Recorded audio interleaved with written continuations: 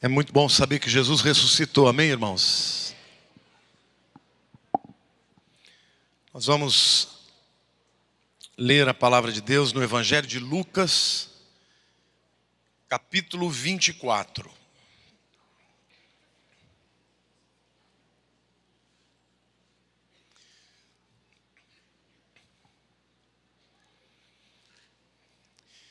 Quantos aqui já conhecem o poder da ressurreição?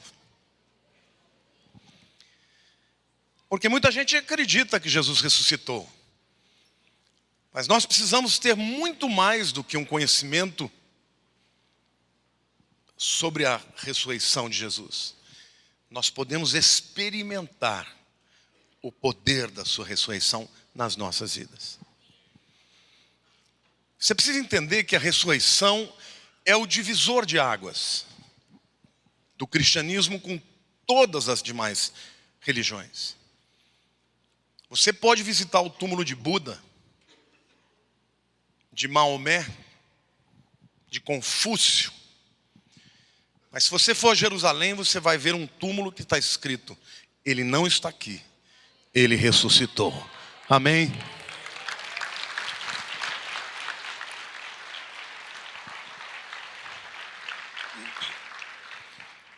A ressurreição muda a nossa perspectiva de tudo, da vida, da morte. E hoje, como estamos celebrando a Páscoa, eu quero lhes falar de 4 grupos diferentes que encontraram com Jesus ressurreto. E como isso mudou a vida deles, como isso impactou a vida deles. Vamos começar a ler Lucas capítulo 24. No primeiro dia da semana, alta madrugada, foram elas ao túmulo, levando os aromas que haviam preparado.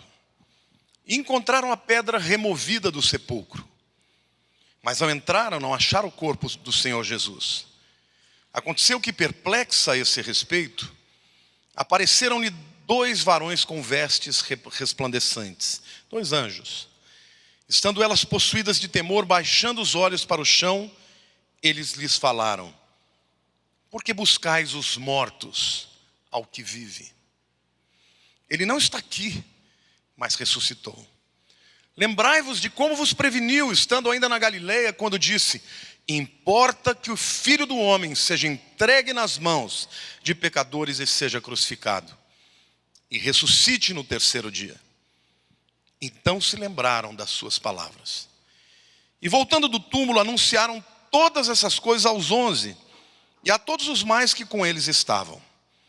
Eram Maria Madalena, Joana e Maria, mãe de Tiago.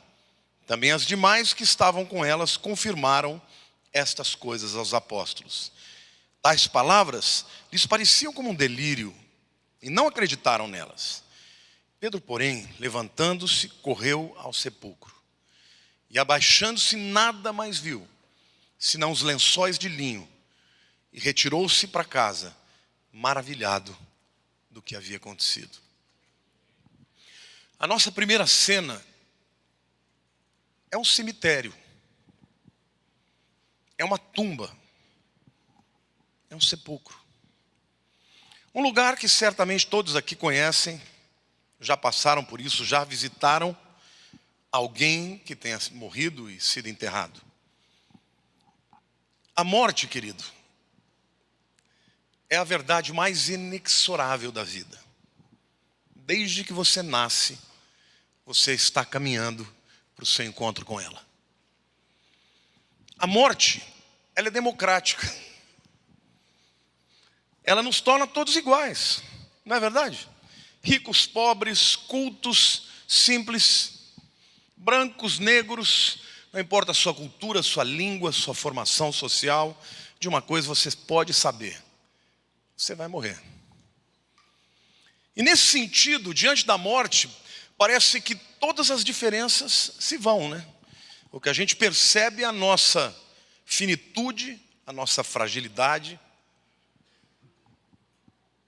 E como somos pó, viemos de lá e para lá vamos. Mas a morte podia ser só isso. Mas houve um dia em que a morte encontrou um inimigo à altura. Que não só lutou contra ela, mas a venceu. Ele foi a única pessoa na história que não tinha esse appointment. Não tinha marcado esse encontro com ela. Porque na verdade ele não precisava passar por ela. Porque a Bíblia diz que o salário do pecado é a morte, e o dom gratuito é a vida eterna em Cristo Jesus. Então é um paradoxo, porque se de um lado ele não precisava passar por ela, de outro lado, desde a eternidade, já estava marcado com o Pai, que ele ia encontrar a morte, não por causa dos seus pecados, mas por causa dos nossos pecados. E a morte foi vencida. E quando chegaram as mulheres que amavam a Jesus, tiveram uma grata surpresa que as impactou. O que vocês estão procurando? Entre os mortos, aquele que vive. Ele está vivo, ele ressuscitou. E eu quero te dizer, isso não é história, não é conto de fadas, não é mito. Esta é a verdade mais cabal. Jesus está vivo hoje. Está aqui neste lugar, recebendo a adoração daqueles que nele creem.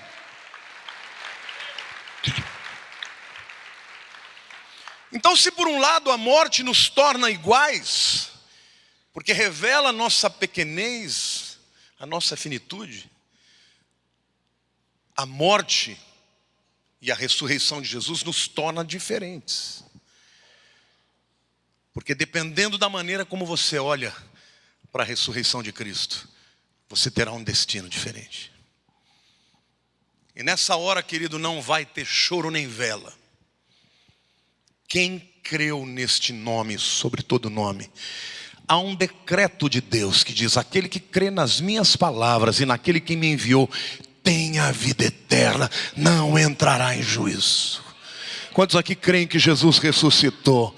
Querido, você não vai terminar os seus dias numa cova. Então, se a morte ela é capaz de matar as esperanças, de matar o corpo, de matar a alma, a morte, ela se apequena diante do Filho de Deus. Por isso que o apóstolo Paulo, é interessante o apóstolo Paulo, todos os demais discípulos conheceram Jesus pela sua vida, pela sua morte e pela sua ressurreição. Paulo ao contrário. Ele conheceu Jesus pela ressurreição. E aí depois ele faz o caminho de volta. Ele fala: eu quero aprender os sofrimentos da sua morte. Mas ele, o encontro que ele teve com Jesus, já estava vivo. Já era Senhor dos senhores, Reis dos reis. Eu quero dizer que Deus quer levantar uma igreja que não se atemoriza, que não se desespera diante da morte, porque a morte não é o fim. O apóstolo Paulo foi um homem perseguido, muitas vezes açoitado, apedrejado, e quando ele está aguardando o veredito do Império Romano, que vai decapitá-lo, ele diz: ó morte, onde você está, morte? Onde está o teu aguilhão? Ele tinha certeza que aquilo não era o fim. Eu quero te dizer hoje, o mundo precisa conhecer a mensagem da ressurreição. Por isso que eu te disse que não basta ser um conceito, precisa ser uma experiência. Quantos aqui já tiveram uma experiência com o Cristo vivo? Quantos aqui já sentiram Ele visitar a sua vida, visitar a sua alma, levantar você quando você está abatido, trazer fé no momento que parece que nada vai dar certo, e de repente Ele invade a tua alma, e você se sente lavado e pronto para guerrear contra o diabo. Por quê? Porque Ele está vivo, e Ele é o teu Senhor, Ele é o teu Rei, Ele é o teu Deus. Amém?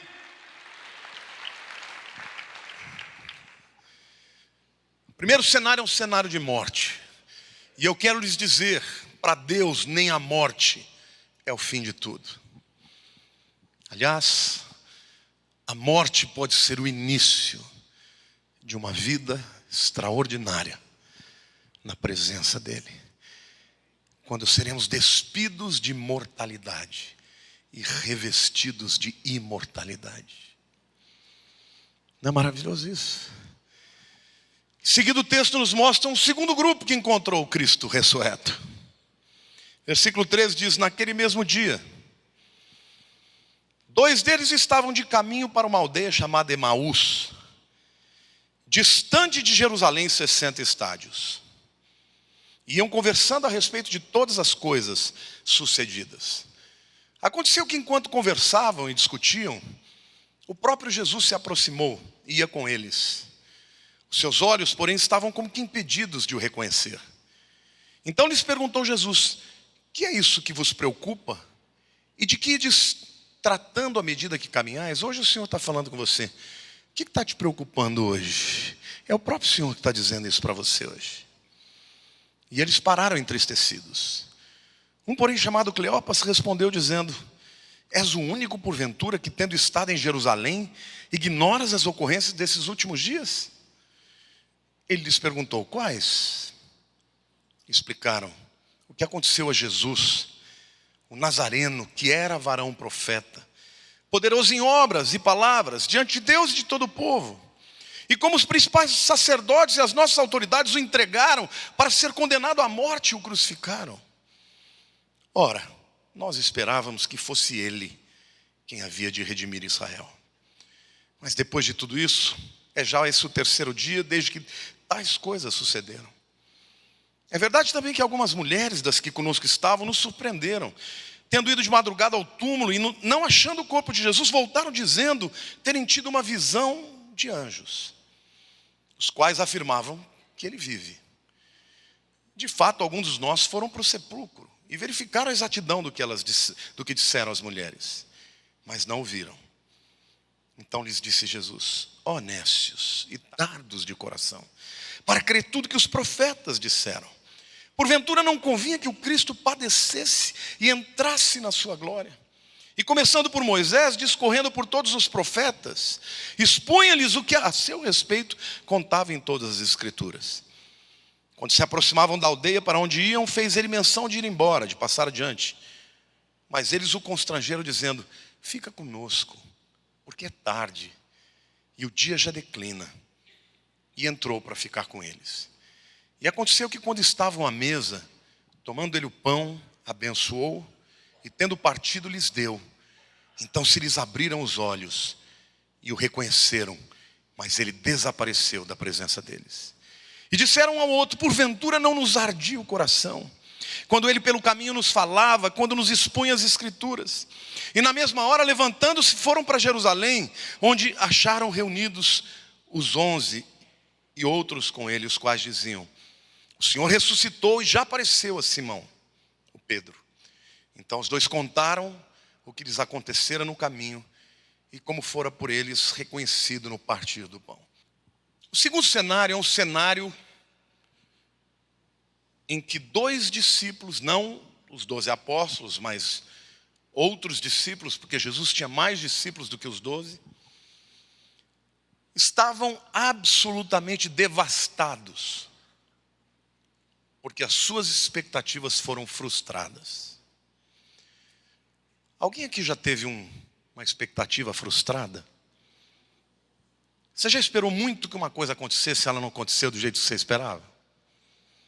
Você pode entender o coração deles então, não pode? É interessante porque eles estão indo embora de Jerusalém, eles estão fugindo, eles estão tristes, eles estão perdidos, eles não sabem para onde eles vão. E a Bíblia diz que assim são as ovelhas que sentem que não tem pastor. Estão sempre dispersas. E a vida, queridos, ela nos apresenta essas coisas. Desde que a gente nasce, a gente aprende a ter que lidar com frustrações, com coisas que a gente espera que não acontecem, e a alma vai se tornando abatida. Mas da mesma maneira que Jesus se apresentou àqueles que acreditavam que tudo tinha acabado, e revelou-se vivo, vencendo a morte, Jesus também se interpõe ao caminho da fuga, se interpõe àquela conversa, se introduz, puxa a conversa, se mete na conversa, simplesmente para mostrar para eles o caminho que eles teriam que conhecer agora, de como sair de uma vida de abatimento. Os discípulos acostumaram a viver com Jesus fazendo tudo para eles. Faltava comida, ele multiplicava o pão. Alguém estava enfermo, ele curava. Não tinha problema, chama Jesus. Filho endemoniado, ele libertava. Mas e agora? Agora estava chegando uma nova fase de maturidade. E eu quero dizer para você, Deus não promete que você não terá momentos de frustração. Mas Ele vai te mostrar agora como é que o Cristo ressurreto te ajuda a sair de uma vida de frustrações para te tornar uma pessoa cheia de graça, cheia de alegria, de convicções, de força para lutar até os últimos dias da sua vida. Jesus podia simplesmente mostrar as feridas e falar: tará! Olha aqui minhas mãos, olha os meus pés. O que ele fez? Começou a expor as Escrituras. Começou a ler o que as Escrituras falavam a respeito dele. Vocês estão frustrados porque não aconteceu como vocês queriam? Vocês estão usando o tempo verbal do passado. Por que vocês estão tristes? Só você não sabe o que está acontecendo? Nós estamos tristes porque Jesus, um homem que era varão, profeta, poderoso em obras e em palavras, que havia de redimir Israel, não vai mais. Tudo no passado. Já tinham aberto mão dos sonhos, da visão. E Jesus devagarinho começa assim: vai sim. Ele ainda vai fazer isso. Só que não é do jeito que vocês esperam. Não é do jeito que vocês querem.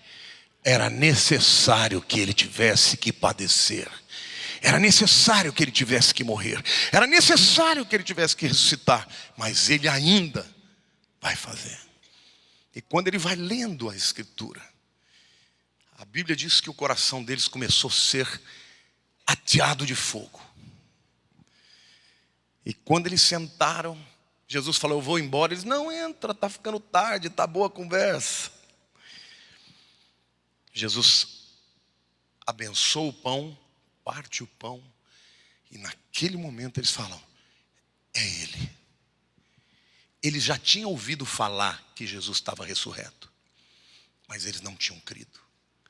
Na hora que eles tiveram a experiência pessoal, eles creram. Eu quero dizer uma coisa para você: Jesus quer te dar uma experiência com Cristo ressurreto. Jesus quer que você tenha uma experiência com Ele, de maneira, querido, que na hora que você estiver naquela luta, você vai falar: não me importa o que está acontecendo, eu sei que o meu Senhor está comigo, e Ele vai me dar vitória, porque Ele está vivo, amém ou não? Quantos aqui creem que Jesus está vivo e querem ter uma experiência com Ele? Diga: eu creio. Amém, irmãos? Glória a Deus, dá um grito aí de glória. Eu quero ver a glória a Deus do povo de Deus. Aleluia. O evangelho não pode ser só uma teoria, uma religiosidade, senão nós somos iguais a todo mundo. Você pode parar uma pessoa, pode transformar uma pessoa, se você tiver boa lábia, boa influência. A universidade é capaz de arrancar uma teologia do coração da pessoa, mas alguém que experimentou o Cristo ressurreto, ninguém tira dele nem o inferno. A convicção de que Deus está vivo, amém, irmãos? Então é isso que a igreja precisa experimentar. E Jesus veio até aqueles homens e mostrou para eles qual seria o instrumento para mantê-los no caminho. A palavra. Depois que eles discerniram que era Jesus, eles voltaram para Jerusalém, de onde não deveriam ter saído. Quantos aqui querem aprender a viver com as frustrações, sabendo que o Senhor está na tua vida, mesmo quando não parece, sabendo que Ele está ao seu lado, mesmo quando você não enxerga, sabendo que a palavra dEle é poderosa na tua boca, basta você lê-la, porque Ele está com você nessa hora, meu querido. Eis que estarei convosco todos os dias, até a consumação dos séculos. Muitas vezes você não vai enxergá-lo, não vai vê-lo, mas Ele estará lá. Aliás, Ele está aqui agora. Senhor, nós te adoramos e te recebemos. Seja bem-vindo, Jesus. Fala ao teu povo. Libera, Senhor, a tua unção para curar as as feridas da alma. O segundo ambiente, portanto, é de frustração, faz parte da vida. Quando a gente é frustrado, a gente começa a usar os nossos sonhos no tempo verbal do passado. Olha para a pessoa do teu lado e diga assim: pode começar a usar no presente de novo. Diga assim: Jesus vai fazer.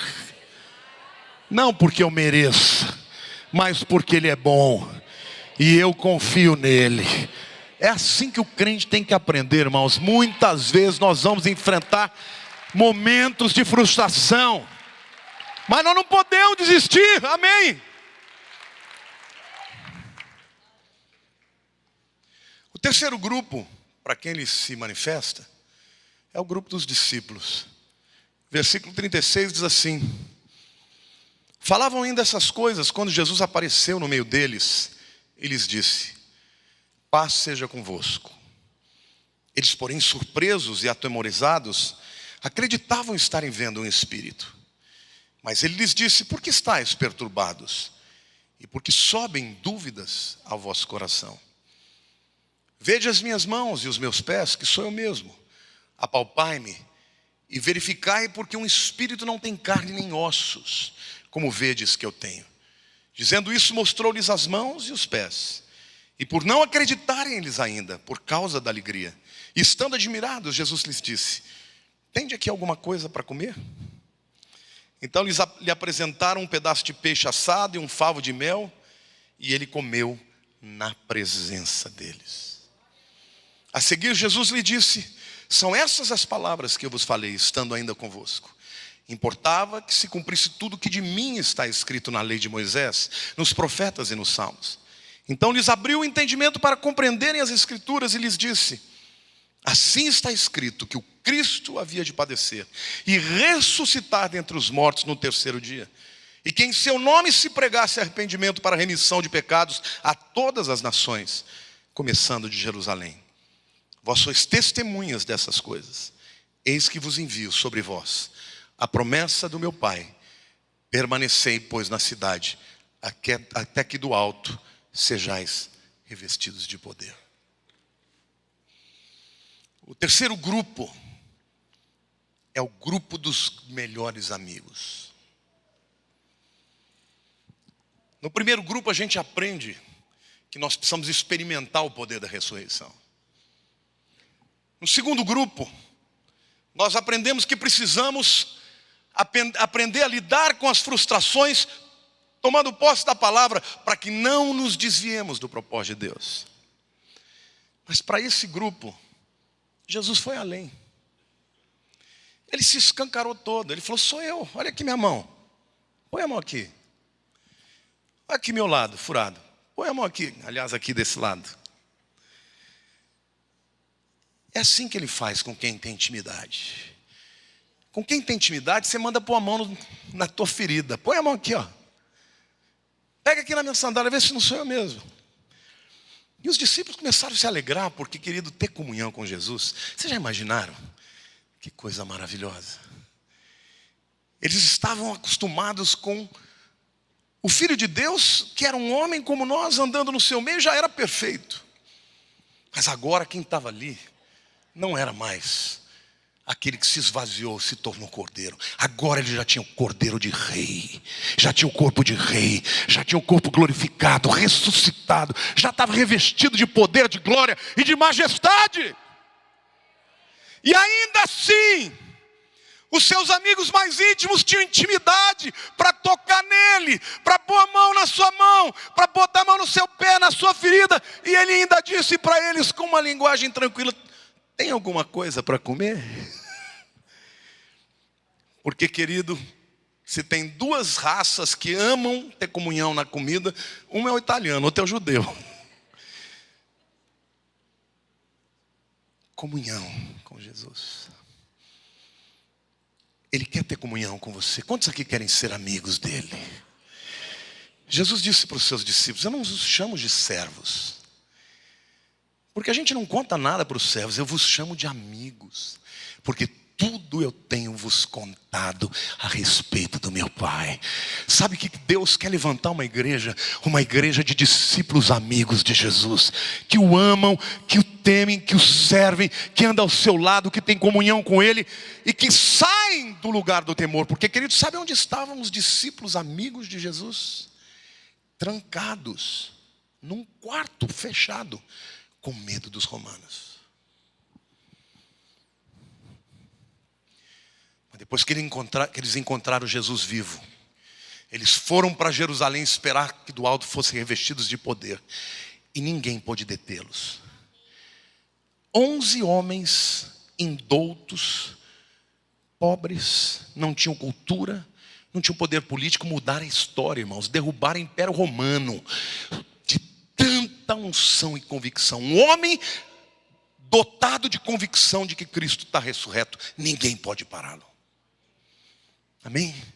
O inimigo quer que você seja um coitadinho, amedrontado, escondido, lambendo as feridas e com medo, porque ele está se levantando e apresentando uma perspectiva, um prognóstico ruim na tua vida. Mas, querido, Jesus está ressurreto, Ele está vivo, e você é amigo dEle, e Ele cuida dos seus.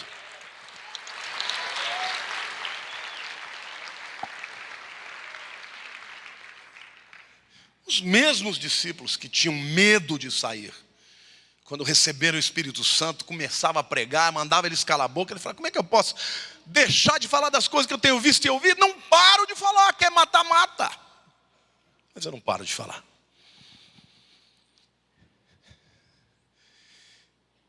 Quem é a pessoa mais importante para quem você dá a sua intimidade, a sua comunhão, o seu amor, a sua confiança?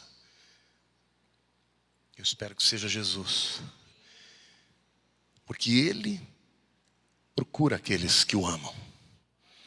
Até Deus tem saudade dos seus amigos. Eu digo que amigo é aquela pessoa que é a graça de Deus na tua vida, não é? Porque filho, você não escolhe. Não é? Você tem um filho, você vai amá-lo incondicionalmente. Mas amigo não, amigo é aquele que você escolhe porque ele faz bem para você e você para ele. Amém ou não? A Bíblia diz que nós somos amigos de Deus. A Bíblia diz que nós somos amigos de Jesus. Amém? Ele não vai te deixar sozinho. Não vos deixarei órfãos, voltarei para vós outros. Eis que estou com vocês todos os dias, até a consumação dos séculos, nos bons e nos ruins, nos alegres e nos tristes, quando a gente acerta e quando a gente erra. Agora, Ele é imutável, nós somos mutáveis. E mais uma vez, Ele prega a palavra, porque a partir daquele momento, seria a palavra que deveria balizar e nortear os seus discípulos. Então, meu querido, diante da luta que você está vivendo, não se entregue. O seu melhor amigo cuida de você. E o último grupo de pessoas que viram Jesus ressurreto,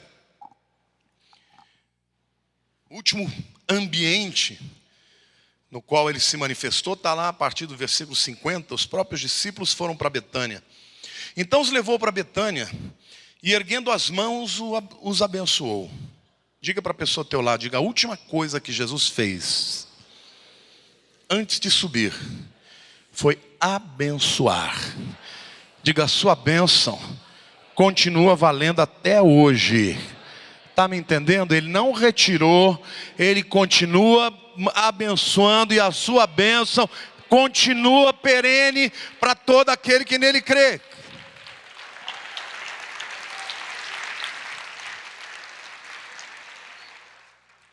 Aconteceu que enquanto os abençoava, ia se retirando deles, sendo elevado para o céu. Então eles, adorando-o, voltaram para Jerusalém, tomados de grande júbilo. Estavam sempre no templo, louvando a Deus. Agora, se você abrir Atos capítulo 1 comigo, é a continuação desse momento. Lucas fala do que está acontecendo, para os discípulos, a partir do versículo 6, ele diz assim: então os que estavam reunidos aqui em Betânia, no Monte das Oliveiras, lhe perguntaram: Senhor, será este o tempo em que restaures o reino a Israel? Respondeu-lhes: não vos compete conhecer os tempos, as épocas que o Pai reservou pela sua exclusiva autoridade.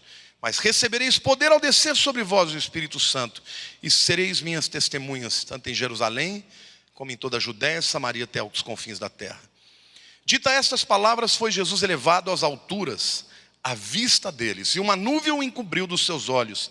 E estando eles com os olhos fitos nos céus, enquanto Jesus subia, eis que 2 varões vestidos de branco, anjos, se puseram ao lado deles e lhes disseram: varões galileus, porque estáis olhando para as alturas, esse Jesus que dentre vós foi assunto ao céu, virá do modo como viste subir. De repente, ele os abençoa e começa a subir, devagarzinho. E os discípulos olhando. Uau! Uma nuvem o cobre, e eles ouvem a voz dos anjos dizendo: por que vocês estão tão admirados? Do mesmo jeito que ele vai subir, ele vai descer. E eu quero lhes dizer uma coisa, queridos. Jesus é soberano na história dos homens. Os reinos se levantariam e cairiam. Grandes reinos se levantaram. Esses 2000 anos em que Jesus levantou a sua igreja, a igreja teve que lutar contra o Império Romano, contra os otomanos, contra os turcos. Vieram os mongóis, Gengis Khan, o maior reino do mundo. Muitos reinos foram se levantando e aparentemente a história dos homens estava à mercê de si mesma. Mas não se iludam, meu querido. O mesmo Jesus que venceu a morte virá na data certa. Ele não chegará adiantado e nem atrasado. E os homens que se preparem para a sua vinda. Muitos acreditam que ele é um fraco. Como eu disse, Nietzsche, um neto de pastor, filho de pastor, que escreveu diversos livros, ele tinha uma teoria. Ele dizia que a pessoa mais digna do Novo Testamento era Pilatos. Que Jesus era um fraco, que o cristianismo era uma religião de fracos, de escravos. Ele escreveu o Super-Homem, ele escreveu o Anticristo, ele escreveu Além do Bem e do Mal, livros que mostram que o homem, para prevalecer, ele tem que viver na sua própria consciência e fazer o que ele quiser. Você quer uma coisa, não peça para ninguém, vá lá e tome. E essa mentalidade influenciou Hitler, Stalin, Mussolini, líderes que no século XX se tornaram os maiores carniceiros de todos os tempos. Onde estão todos eles? Mortos, envergonhados. Hitler, que acreditou que o seu Reich seria capaz de trazer paz e dominação por 1000 anos, não foi capaz de dominar mais do que 6 anos e morreu envergonhado dentro de um bunker. Ou assassinado, ou na própria, ele mesmo se matou, ou como alguns conspiradores dizem que fugiu e ficou escondido. Mussolini não pode ser mencionado na nação que ele dominou, no império que ele ajudou a construir. E Jesus, faz 2000 anos que ele continua transformando vidas. Faz 2000 anos que ele continua transformando casamentos, transformando lares, transformando os drogados em homens libertos, pessoas amarradas pela prostituição em homens santos. Ele é vivo.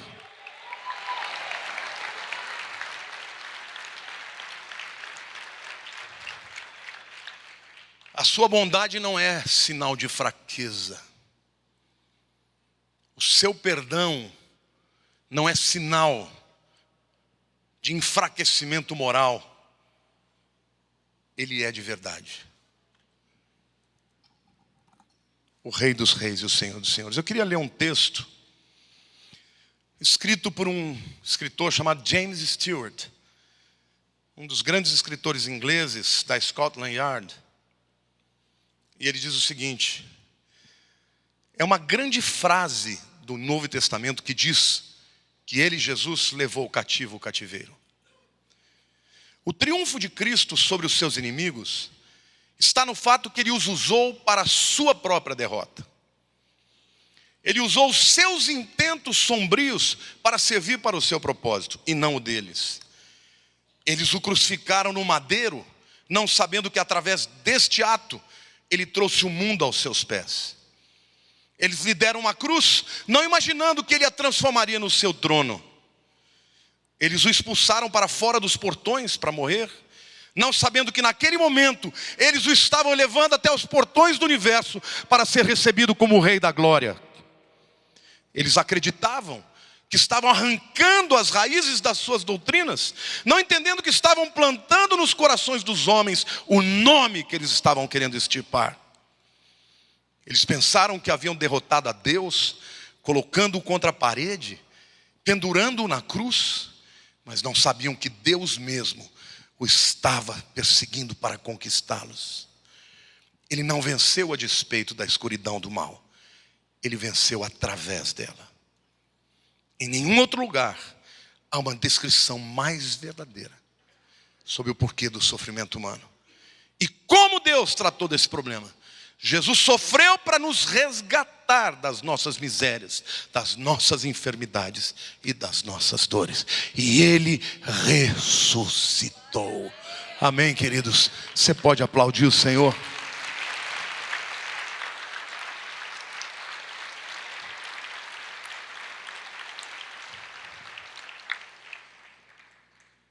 Em primeiro lugar, quando você entrega a sua vida a Ele, você aprende que não existe fim da linha. Mesmo a morte, que pode ser o fim aos olhos humanos, não é o fim para Deus, porque Jesus está vivo. Em segundo lugar, você aprende que frustrações fazem parte da vida, mas você não tem que se afugentar, perder a sua visão, perder a sua fé, perder os seus sonhos e fugir do propósito de Deus, porque Jesus sempre estará na tua vida, na tua presença, para te trazer de volta e para fazer das circunstâncias instrumentos de glória para o seu nome e de maturidade para a nossa vida. Em terceiro lugar, mesmo sendo Ele o Deus Todo-Poderoso, Ele nos ama como amigos e quer ter intimidade conosco. Não existe lugar mais seguro do que o lugar da sua oração, onde você fecha os seus olhos e se rende a Ele. Seus problemas, seus medos, suas tristezas. E Ele promete que Ele sempre estará com você, todos os dias, nas boas e nas horas ruins. Agora, querido, se Ele está conosco, a gente sabe que no final vai dar tudo certo. E por último lugar, não se esqueça, Ele é Senhor dos senhores. Um dia todos os homens vão se dobrar perante Ele. Eu quero ver o Nietzsche, eu quero ver o Hitler, eu quero ver o Mussolini, o Stalin, eu quero ver o Adolf Eichmann, eu quero ver todos os homens que zombaram deles, eu quero ver Voltaire, eu quero ver todos os homens dizendo: Jesus, Tu és Senhor, porque a palavra de Deus diz que Ele recebeu um nome sobre todo nome, diante de qual todo joelho se dobrará e toda língua confessará: Jesus Cristo é o Senhor. Aleluia.